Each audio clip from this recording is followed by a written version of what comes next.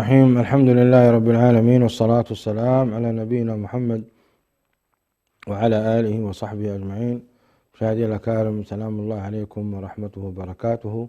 أهلا وسهلا بكم في حلقة جديدة من برنامج رسالة سلام. وقفنا أنه صلى الله عليه وسلم يحب الطيب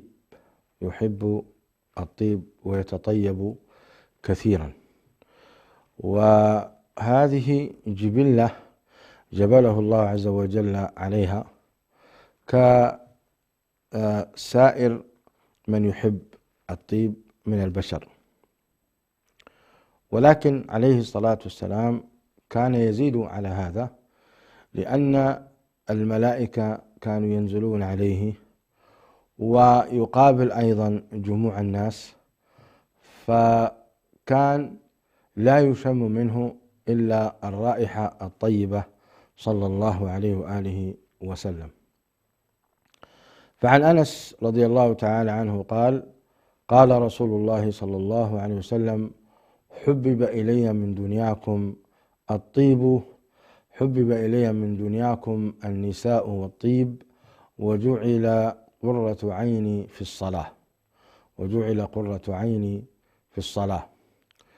هذا الحديث العظيم يبين فطرة حب النبي صلى الله عليه وسلم للنساء، وحبه عليه الصلاة والسلام للطيب. وكان صلى الله عليه وسلم لديه سكة يتطيب منها، وهذا أيضا حديث عن أنس رضي الله تعالى عنه وأرضاه، يقول أن النبي صلى الله عليه وسلم كانت لديه سكة يتطيب منها. والسكة أشبه ما تكون بوعاء أو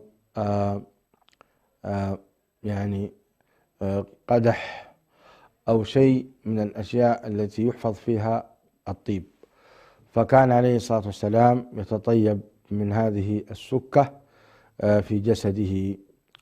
وكان عليه الصلاة والسلام يرى أثر الطيب على رأسه حينما نوى العمرة، وقبل أن ينوي طيبته عائشة رضي الله عنها بطيب على رأسه ولحيته صلى الله عليه وسلم، فكان يرى وصيب الطيب، يعني لمعان الطيب على رأسه، على مفرق رأسه.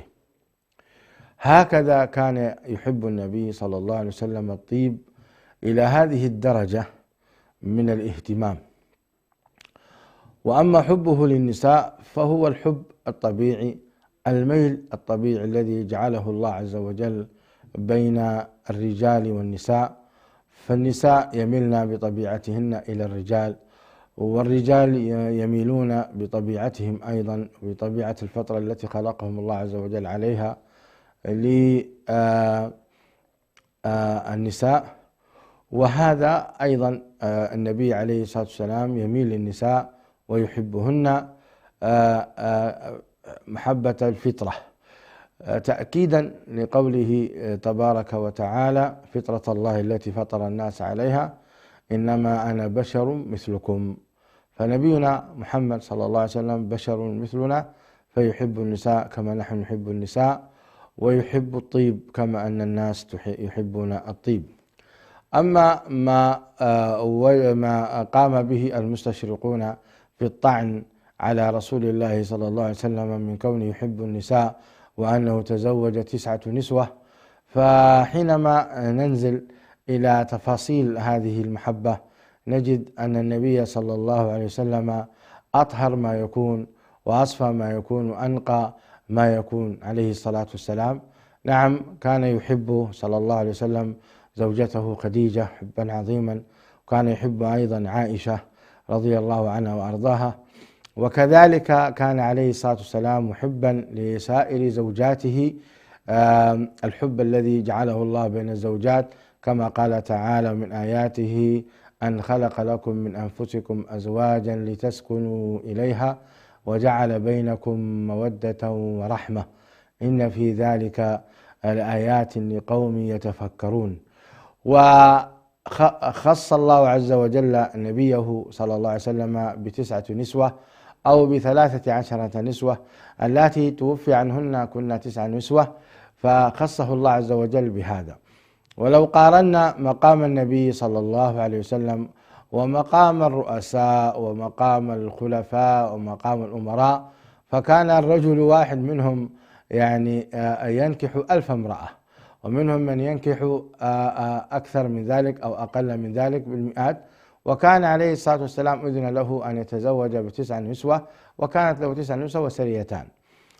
هذا مع مقام النبي عليه الصلاة والسلام وإمكانية أن يطأ أكثر من هذا العدد، لكن عليه الصلاة والسلام لم يكن يعني ذا رغبة كبيرة في النساء كما يتصور كثير من الناس، ولكن كان عليه الصلاة والسلام تزوج هؤلاء النسوة من أجل نقل العلم ومن أجل نقل الحياة الزوجية في داخل البيت الأسري الذي لا يمكن أحد أن يدخله. فمن سينقل لنا إذن أخبار غرفة النوم ومعاشرة عليه الصلاة والسلام لزوجاته؟ من سينقل لنا العشرة في داخل؟ نحن لا نستطيع أن نضع الكاميرات في داخل مقام بيت النبوة، ولكن هؤلاء النسوة الحصيفات أمهات المؤمنين اللاتي اختارهن الله عز وجل لهذه المهمة الكبرى، هن اللاتي قمنا بنقل هذا العلم إلى هذه البشرية، وخاصة عائشة رضي الله عنها وأرضاها.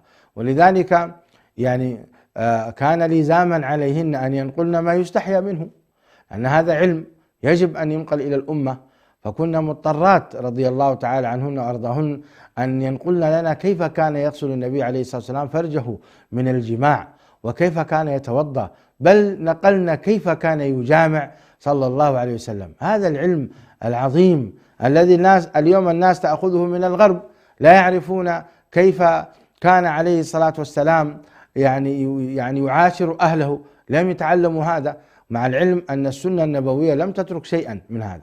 كان هذه هي أهم الأهداف من زواج النبي عليه الصلاة والسلام إلى 9 نسوة. تعال الآن نشوف إلى الرؤساء المجرمين الذين يعني يكون عندهم امرأة واحدة كزوجة، ويكون عنده 1000 عشيقة، 1000 عشيقة، ينام مع 1000 عشيقة. وأنتم رأيتم في الأخبار وتتبعتم يكون عنده هذه صديقة وهذه صديقة وأخرى صديقة، ولا يلام الرؤساء ولا يلام يعني كبار الشخصيات، لا يلامون على هذا. وهذا النبي الكريم يلام، وأيضا ينتقد عليه الصلاة والسلام ظلما وعدوانا. ولكن الحكمة العظيمة التي يعني أذن الله عز وجل لنبيه أن يتزوج من هؤلاء النسوة هي هذه. أيضا لو شاء النبي عليه الصلاة والسلام أن يتزوج الأبكار، لو كان محبا للنساء وعنده شهوة النساء، لا جعل كل نسائه أبكارا. لم يكن من زوجاته عليه السلام بكرا إلا عائشة، والباقي كلهن كبار في السن. سودة قريبة 60 سنة، أم سلمة قريبة 60 سنة، من 50 إلى 60. يعني الشابات كنا قليل، يعني من الشابات صفية بنت حيي بن أخطب، وجويرية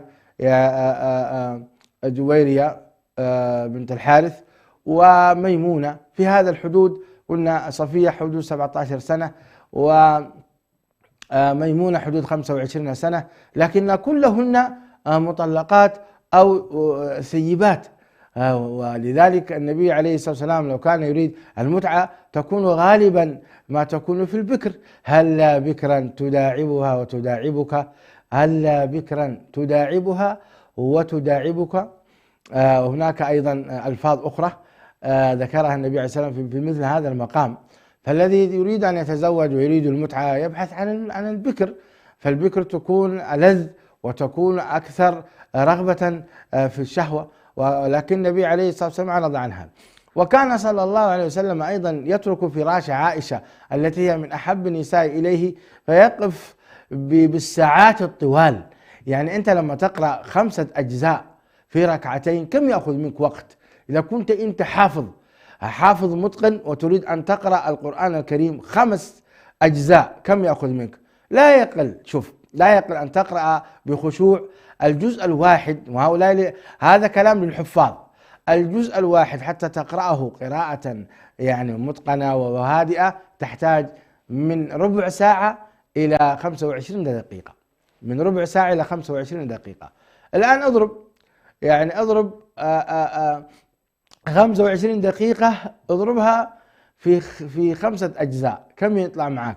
شوف هذا كله حوالي أكثر من ساعتين، يعني حوالي 3 ساعات النبي عليه السلام تارك فراشه وواقف بين يدي الله عز وجل يقرأ ويسبح ويهلل. وعائشة تريد زوجها، عائشة تريد زوجها وتقول له يا رسول الله تقول له يا رسول الله إن الله قد غفر لك ما تقدم من ذنبك وما تأخر. ويقف صلى الله عليه وسلم أكثر من هذا حتى تتفطر قدمه من شدة الوقوف للساعات الطوال، يعني تشققت الأقدام، يعني قدمان النبي عليه الصلاة والسلام تشققت. تخيل أنت هذا الموقف العظيم. أين الآن الشهوة وأين الآن الكلام الفارغ الذين يتهمون النبي عليه الصلاة والسلام؟ وهذا حاله في كل البيوت صلى الله عليه وآله وسلم.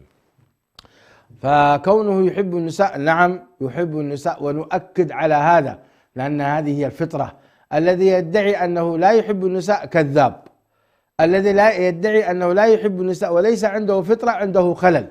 ولذلك قيل لعمر بن الخطاب إن فلانا لا يتزوج النساء، قال يا فلان إما أنك عنين أو فيك بلاء، أو كما قال رضي الله عنه وأرضاه، يعني إما أنك يعني قليل الدين يعني تقع في الفواحش، أو أنك عنين يعني أخبرنا ليش ما تواقع النساء.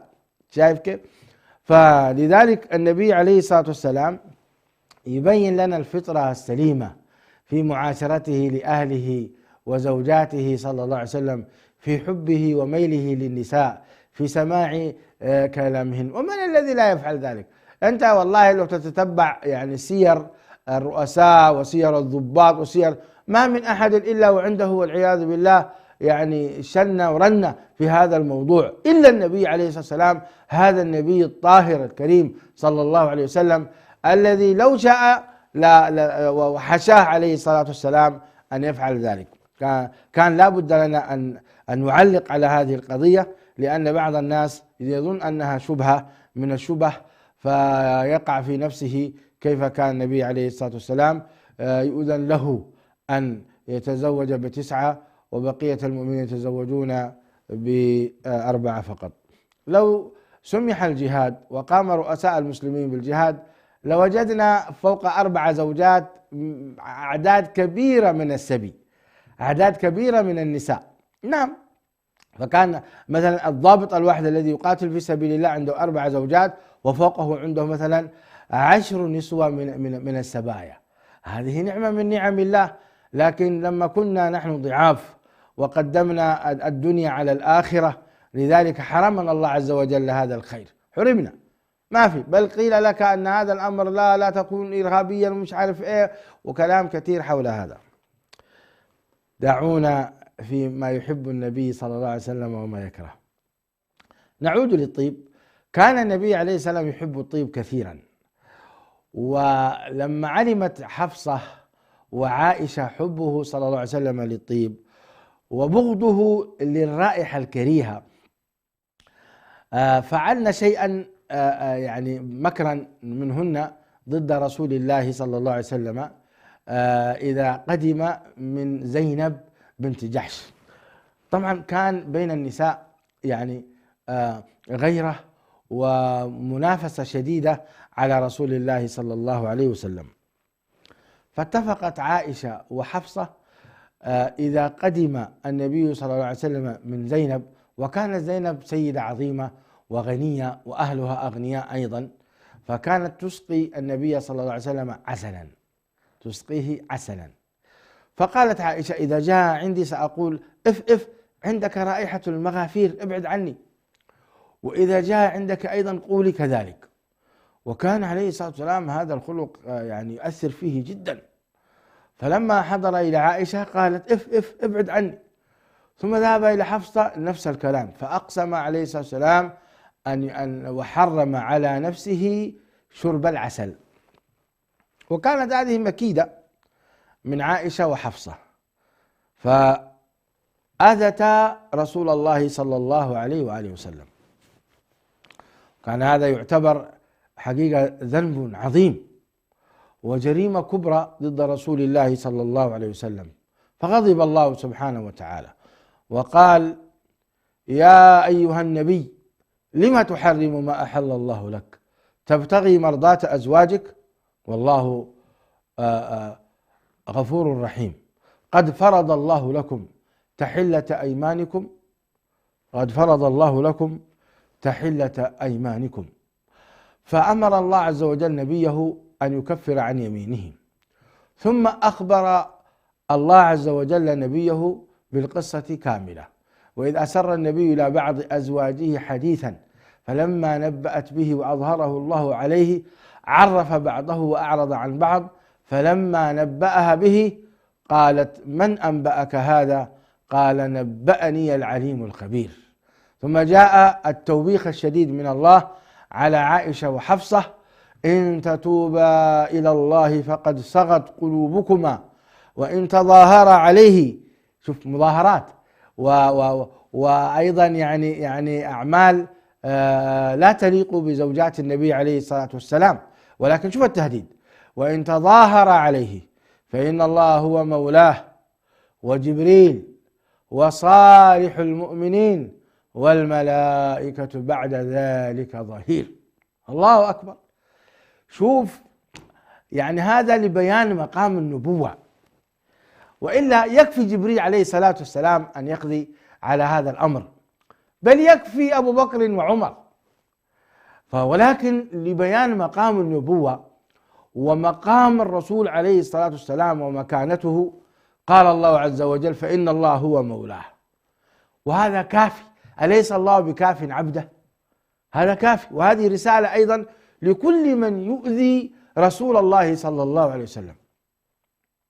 هذه رسالة سواء كان حيا أو ميتا، فإن الله هو مولاه. ونحن رأينا كيف انتقم الله من هذا السويدي الفاجر الذي رسم رسومات خبيثة ينتقد فيها النبي صلى الله عليه وآله وسلم ويؤذي رسول الله، فانتقم الله عز وجل. يعني أنت كنت محميا بدولتك من أن أي واحد من المؤمنين يقضي عليك، فجاءتك العقوبة من الله عز وجل. فمن يحميك من الله؟ من يحميك من الله؟ وقفت الدول هكذا حيرانة، وهو يعني يحرق بالنار في داخل عربته ويصرخ ولا يستطيع أحد أن يدافع عنه. عذاب الله شديد. وكذلك أخذ ربك إذا أخذ القرى وهي ظالمة إن أخذه أليم شديد. فانظر، فإن الله مولاه وجبريل من هو؟ جبريل رئيس الملائكة وخلقته عظيمة جدا، 600 جناح يسد الأفق عليه السلام. جبريل ذا قوة عظيمة جدا وصفه الله عز وجل. أن ليس مقام ذكر أوصاف الملائكة، لكن جبريل رئيس الملائكة وقوي جدا. فإن الله هو مولاه وجبريل. يا سلام. جبريل الذي أهلك أليس هو الذي رفع بجناحه قرية سدوم التي كان فيها قوم لوط، رفعها إلى السماء ثم قلبها؟ جبريل. لذلك كان هذا موقف خطير جدا ضد عائشة وحفصة رضي الله تبارك وتعالى عنهن. فإن الله هو مولاه وجبريل وصالح المؤمنين. وهنا لفتة: لماذا قال الله عز وجل صالح المؤمنين ولم يقل والمؤمنين؟ تحتاج إلى بحث. ليش خص الله وصالح المؤمنين؟ الله أعلم. أتوقع أن الذي يغير أو يغار على رسول الله صلى الله عليه وسلم ويتأذى من الداخل هو يعني ليس كل مؤمن وليس كل مسلم، إنما الخواص هم الذين فعلا يتأذوا إذا تأذى النبي عليه الصلاة والسلام. ولذلك أنت تجد حتى في المعارك والحروب من الذي كان يدافع عن النبي عليه الصلاة والسلام؟ الصفوة: نسيبة، طلحة، أبو عبيدة، عمرو بن الجراح، أبو بكر الصديق، الصفوة. هناك صفوة، هناك من الصحابة من فروا، ومن الصحابة من وقفوا يدافعون على رسول الله صلى الله عليه وسلم وماتوا بين يديه. أنت تتعجب من هذا. ولذلك قال الله وصالح المؤمنين، ثم قال والملائكة بعد ذلك ظهير. شوفوا هنا الملائكة يعني خص جبريل ثم عمم هنا عليه ربنا تبارك وتعالى، وذكر كل الملائكة التي لا نعرف أعدادهم يدافعون عن رسول الله صلى الله عليه وسلم، ينتظرون الأوامر في الدفاع عن شخص النبي صلى الله عليه وسلم. هذا كله لا أتوقع أنه بحاجة إلى يعني أمهات، ولكن هي رسالة يرسلها الله عز وجل ليبين مقام النبوة، ولنحذر في أذية رسول الله صلى الله عليه وآله وسلم. احذرنا أيتها المؤمنات، احذرنا أيتها حفصة وعائشة، احذروا أيها المؤمنين، احذروا أيها الكفار، احذروا يعني حذاري لجميع الكائنات ولجميع البشر في أذية رسول الله صلى الله عليه وسلم. من شاء فليؤمن، من شاء فليكفر، لكن احذر أن تؤذي النبي عليه الصلاة والسلام. اللهم صل وسلم وبارك وأنعم على نبينا محمد. اضطررنا أن نذكر هذه القصة لأن النبي عليه الصلاة والسلام أقسم على نفسه أن لا يشرب العسل بسبب يعني ادعاء غير صحيح من خروج من فمه الطاهر عليه الصلاة والسلام روائح كريهة، وكان صلى الله عليه وسلم يكره الروائح الكريهة ويحب الطيب عليه الصلاة والسلام.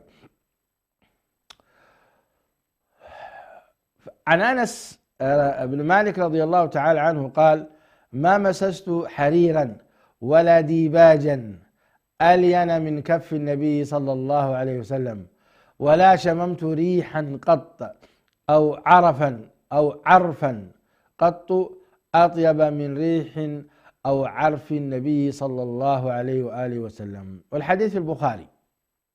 وفي رواية ما شممت عنبرا قط ولا مسكا ولا شيئا أطيب من ريح رسول الله صلى الله عليه وسلم، ولا مسست شيئا قط ديباجا ولا حريرا ألين مسا من رسول الله صلى الله عليه وسلم. أين شركات الطيب كازانوفا، شركات الفرنسية وشركات من هذا الكلام الطيب المبارك؟ انظروا إلى هذا النبي الكريم الذي يعني يتماشى مع الفطر السليمة. بعض الناس لا تستطيع أن تقرب منه لكراهة رائحته، ربما لم يعني يغتسل شهرا أو شهرين، والعجيب أن بعض الناس لا يغتسل لسنوات، أعوذ بالله.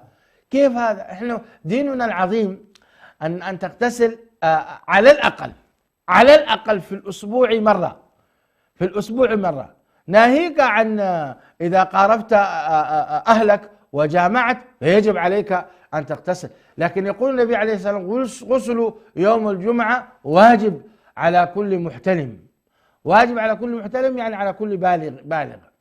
بعض الناس لا يغتسل، بعض الناس لا يفرش أسنانه ولا يستخدم السواك، ما تستطيع تقرب منه. بعض الناس يأكل البصل ويأكل كذا، فإذا ما تستطيع تقرب، رائحته كريهة. يا أخي هذا هو النبي الكريم عليه الصلاة والسلام والقدوة الحسنة. انظر كيف يصفه أنس بن مالك الذي رافقه 10 أعوام. يعني أنس بن مالك خادم النبي صلى الله عليه وآله وسلم، يقول يعني تخيل، يقول ما مسست حريرا ولا ديباجا. الحرير معروف، والديباج نوع من أنواع الأقمشة أيضا، ألين من كف رسول الله صلى الله عليه وسلم. بعض الناس إذا جئت تصافحه يده كأنها والله خشب، يعني قاسية جدا. إيش هذا يا أخي؟ هل هذا من القوة من العضلات؟ لا يا أخي، النبي عليه الصلاة والسلام كان قويا، قوي العضلات، قوي البنية، كان بناؤه قوي جدا ولا يستطيع أحد أن يصرعه بسهولة. وقد يعني تصارع مع أحد الأعرابي فقال له إذا صرعتني أسلم، فرفعه النبي صلى الله عليه وسلم وصرعه، ثم رفعه وصرعه 3 مرات. يعني النبي عليه السلام يعني إذا جئت في الجانب التقسيم الجسدي تجده عليه الصلاة والسلام قمة، وإذا جئت في أنك تمس يده تجده لين، يعني لا تشبع من السلام عليه صلى الله عليه وآله وسلم. كذلك بالمناسبة من السنة النبوية المفقودة اليوم، كان عليه الصلاة والسلام إذا صافحك، إذا تشرفت يدك بمصافحة النبي عليه الصلاة والسلام، كان لا يدع المصافحة حتى تدعها أنت. اللهم صل وسلم على سيدنا محمد، صلوا على رسول الله. يعني والله ماذا أقول، أن تتحدث عن أعظم شخصية وهو النبي صلى الله عليه وسلم، ما تشبع أنك تتحدث عنه ليلا ونهارا، صباحا ومساء، وفي كل ساعة وفي كل ثانية صلى الله عليه وسلم. اختاره الله عز وجل لأن يكون خاتم الأنبياء والمرسلين، يعني ختامه مسك، هذا النبي الطاهر عليه الصلاة والسلام. هذه السنة تمسك تجد ديباجا وحرير ألين وأجمل. وأنس رضي الله عنه وارضاه لا يبالغ، هذا كف النبي صلى الله عليه وسلم لين جدا. إذن ولتكن أيضا يعني أيادينا لينة، يا أخي تدهن، اعمل عليها كريمات، اعمل عليها دهان، اعمل عليها أمور الشرعية التي يجوز، فيكون يدك يا أخي لطم لما يصافحك أحد. يعني وبعض الناس لما يصافح ويقبض على يديك كذا بكل قوة، يكسر الأصابع. يا أخي ليس الآن مقام القوة ومقام العضلات، صافحني وحسسني بالأمان، لا تحسسني بالخوف وتكسر أصابعي، حسسني بالأمان. يعني السلام معناته أنا أعطيك الأمن والأمان، وأدعو لك بالسلامة من كل سوء، وأتمنى لك السلامة دوما وأبدا. هذا معاني السلام. تسلم عليه كذا يقبض على يديك، يريك عضلاته ويكسر الأصابع، هذا لا يليق وليس من السنة. رأيتم يعني تجد من سلم اللباس الجسد الناعم، في نفس الوقت تجد أيضا السلام الجميل، وتجد أيضا لا يدع يدك حتى تدعها أنت. قال ولا شممت ريحا قط أو عرفا قط أطيب من ريح أو عرف النبي صلى الله عليه وآله وسلم. وهذا معروف ومشاهد ومجرب أن النبي عليه الصلاة والسلام كان ذا رائحة طيبة صلى الله عليه وآله وسلم. جمع الله له بين نضارة الوجه، ووجهه عليه الصلاة والسلام كان كالقمر، بل والله وجهه أجمل من القمر عليه الصلاة والسلام. وكان عليه الصلاة والسلام أيضا سوي البدن، يعني أنت إذا رأيته لا تشبع منه صلى الله عليه وسلم. كان سوي البدن، ليس طويلا يعني تقول إيش الطول ذا، ولا قصيرا فتزدريه، إنما كان ربعة من الرجال. شوف كيف خلقه الله عز وجل. أيضا كان بعيد ما بين المنكبين، وهذا تحبه النساء، لما يكون رجل صغير المنكبين يعني لا يملأ العين، لكن المسلم كان بعيد المنكبين. وكان صلى الله عليه وسلم يعني صدره متساوي مع بطنه عليه الصلاة والسلام، يعني ما كان عنده كرشة. الله يعفو عنا ويتجاوز عن سيء أعمالنا. ابتلينا يا جماعة، فوتوها. وكان صلى الله عليه وسلم أيضا يعني كان عليه الصلاة والسلام يعني في جماله يعني في جمال وجهه صلى الله عليه وسلم عيناه مكتحلتان خلقة، خلقه الله وفي عينيه كأنها كحل، ومع ذلك كان يتكحل صلى الله عليه وسلم، تكحل اليمنى 3 واليسرى 2.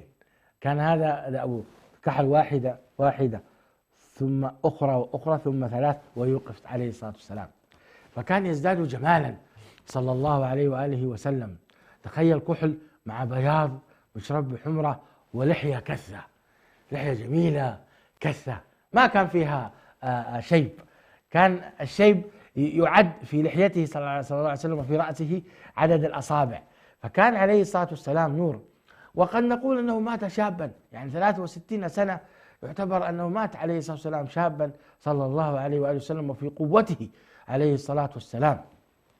على كل حال أنت لا تشبع، يعني اقرأوا حديث أم معبد كيف وصفت النبي صلى الله عليه وسلم وصفا كأنك تراه، بل حتى وصفت صوته.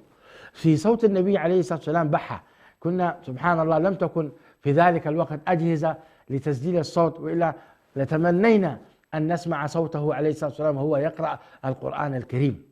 تمنينا والله أن نسمع، يعني النبي عليه الصلاة والسلام كان يقرأ القرآن بتلاوات خاشعة. هل تمنيت يوما أن تسمع القرآن الكريم من بصوت رسول الله صلى الله عليه وسلم؟ يعني كنا نتمنى أن هذه الأجهزة اليوم الذي ترصد لنا صوت رصدت لنا صوت الإمام المنشاوي وعبد الباسط وغيرهم من قراء العالم، كنا نتمنى أن نسمع من صوت رسول الله صلى الله عليه وسلم. أحد الصحابة سمع سورة التين من فم رسول الله صلى الله عليه وسلم فقال ما سمعت صوتا أجمل من صوت رسول الله صلى الله عليه وآله وسلم. والبحة في الأصوات جميلة جدا، يعني بعض من أوتي هذه النبرة في الصوت يعتبر مذيعا من المذيعين، ولذلك النبي عليه السلام كمله الله عز وجل من كل شيء، فإذا تحدث أنت لا تشبع من حديثه، وكلماته معدودات عليه الصلاة والسلام. خرجنا من الموضوع سامحونا، هذا والله من حبنا لرسول الله صلى الله عليه وسلم، وأن هذه الشخصية هي التي يجب علينا أن نظهرها أمام العالم. يا جماعة عندكم نبي عظيم، نبي عظيم. يا من تحب الجمال النبي عليه الصلاة والسلام جميل، يا من تحب الرياضة والقوة فالنبي عليه الصلاة والسلام قوي، اجمعوا أحاديث القوة اجمعوا. يا من تحب الشجاعة والإقدام فالنبي عليه الصلاة والسلام في أوائل الشجعان. يا من تحب البلاغة والشعر النبي عليه السلام أوتي جوامع الكلم. ماذا تريدون؟ كمله الله عز وجل: قد جاءكم رسول من أنفسكم عزيز عليه ما عنتم حريص عليكم. إذا جيت في الأخلاق الله، أما الأخلاق وما أدراك ما الأخلاق فقد زكاه الله عز وجل، المطلع على كل أخلاق العالمين ومطلع على أخلاق الأنبياء والرسل، تختلف أخلاق الأنبياء والرسل. فانظروا كيف يقول الله عز وجل لنبيه: وإنك لعلى خلق عظيم. خلق موسى ليس كخلق هارون، وخلق إبراهيم ليس كخلق لوط عليه السلام، أخلاقهم تختلف، وكلهم أنبياء ولهم مقام عظيم عند الله عز وجل، لكن نبينا عليه الصلاة والسلام كان في القمة في الأخلاق.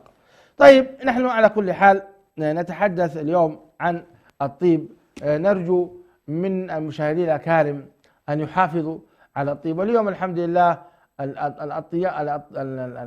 الطيب أو الأطياب إن صح التعبير الجمع متوفرة الحمد لله في جميع المحلات، سواء كان الطيب ذا كولونيا، وإن كان في خلاف بين أهل العلم، والذي تطمئن إليه نفسي وقول أن الكحول، استخدام الكولونيا التي فيها كحول ليست نجسة، إنما نجاسة الخمر هي نجاسة معنوية وليس نجاسة حسية في أصح قولي العلماء، هذا الذي تميل إليه نفسي، فيجوز لك أن تتعطر بالعطورات وإن كانت العطورات الأخرى مثل العود والمسك والعنبر وكذلك عطر الورد بأنواعه، فإن هذا أفضل وأجمل وأحسن. فأرجوكم تطيبوا بنية أنها سنة، وحينما يكون الإنسان متطيبا فالناس حوله تسعد. والله بعض الأحيان تمر في المسجد تجد رائحة طيبة، يقول يا أخي من أين هذه الرائحة؟ فتجد أنه يعني مصل واحد وضع في لحيته أو في جسده عود تفوح منه حتى يعني كل أنحاء المسجد، يعني وهذا شيء طيب يا جماعة. الطيب والرائحة يحبها النفوس. هذا هو درسنا اليوم في مجال التطيب. وكان عليه الصلاة والسلام يعرف بطيب رائحته إذا أقبل أو أدبر هذا هو الذي كنا نتحدث عنه قبل قليل. فعن أنس قال: كان رسول الله صلى الله عليه وسلم إذا مر في الطريق من طرق المدينة وجد منه رائحة المسك. الله. قالوا: مر رسول الله صلى الله عليه وسلم في هذا الطريق اليوم. رأيتم؟ هذا أيضا يعني من أقوى الأدلة على استخدام النبي عليه الصلاة والسلام الطيب الذي لا ينفك منه بسهولة. وهذا معناه أن النبي عليه الصلاة والسلام كان يستخدم أجود أنواع الطيب. بالمناسبة الطيب بعضه أحيانا الكيلو يصل إلى 25,000 ريال ويصل إلى 30، وليس هذا بتبذير. إذا اشتريت طيبا بهذه المبالغ الكبيرة وأنت من أهل الثراء ومن أهل الخير واشتريت هذا المبالغ فلا حرج عليك في ذلك، لأن النبي عليه الصلاة والسلام كان يستخدم أجود أنواع الطيب. هذا لا يمكن أن يكون يمر ويذهب ثم يأتي بعده ناس يقولون: مر النبي عليه الصلاة والسلام من هذا المكان. يا سلام. هذا لا يمكن أن يكون مشاهدي الأكارم إلا إذا كان الطيب ذا جودة عالية. يعني الطيب أبو 5 ريال و10 ريال هذا يعني دقيقتين وينتهي. كل بحسب لينفق ذو سعة من سعته ومن قدر عليه رزقه فلينفق مما آتاه الله. هو الهدف أن يكون عندك يعني أن تتطيب. لكن انظروا إلى يعني بعض الناس يشتري الطيب البخور الكيلو مثلا ب25، بل يصل أحيانا إلى 50,000 ريال والناس تشتري، ولا حرج في ذلك، لأن الطيب يعني من سنة النبي عليه الصلاة والسلام المؤكدة، ولا يزال الناس تشم منهم الرائحة الطيبة تنشرح نفسك لهم. قال ابن القيم رحمه الله: كان صلى الله عليه وسلم يكثر التطيب وتشتد عليه الرائحة الكريهة وتشق عليه. نعم، ولذلك أمر النبي صلى الله عليه وسلم مشاهدي الأكارم أمته أن يتسوكوا. قال: لولا أن أشق على أمتي لأمرتهم بالسواك. أمرتهم يعني جعلت عليهم واجبا، ومن تخلف عنه أثم. لكن عليه الصلاة والسلام رحيم بهذه الأمة، فيا أخي استخدم السواك أو استخدم الفرشة والمعجون، لا تؤذي المصلين يا أخي. أي والله بعض الناس يا أخي كسالى لا يفرش أسنانه ويتعب المصلي. أي والله يعني هذه بعض الأحاديث في حب النبي صلى الله عليه وآله وسلم للطيب، وحبه صلى الله عليه وسلم للنساء. وقلنا كما قلنا لكم أن النبي عليه الصلاة والسلام كان محبا للنساء محبة طبيعية، وكان محبا للطيب. هذا ما عندي في هذا الدرس. أسأل الله تعالى أن يجمعنا نحن وإياكم مع نبينا الكريم صلى الله عليه وسلم في جنات النعيم. ونسأل الله تعالى أن يرزقنا حسن اتباعه، لأن من اتبعه في كل صغيرة وكبيرة أفلح، كما قال تعالى: وإن تطيعوه تهتدوا. قال تعالى: وإن تطيعوه يعني الرسول عليه الصلاة والسلام تهتدوا. فالهداية هنا في اتباع النبي صلى الله عليه وسلم في كل صغيرة وكبيرة قدر المستطاع، فاتقوا الله ما استطعتم. هنا تجد أخي الكريم الخير والبركة، وتجد أخي الكريم النجاح والفلاح، وتجد أخي الكريم المغفرة. قل إن كنتم تحبون الله فاتبعوني يحببكم الله ويغفر لكم ذنوبكم والله غفور رحيم. بارك الله لي ولكم في القرآن العظيم، ونفعني وإياكم بالذكر الحكيم. أقول قولي هذا وأستغفر الله لي ولكم وللمؤمنين والمؤمنات، والله تبارك وتعالى أعلم وأحكم. وصلى الله وسلم وبارك على نبينا محمد.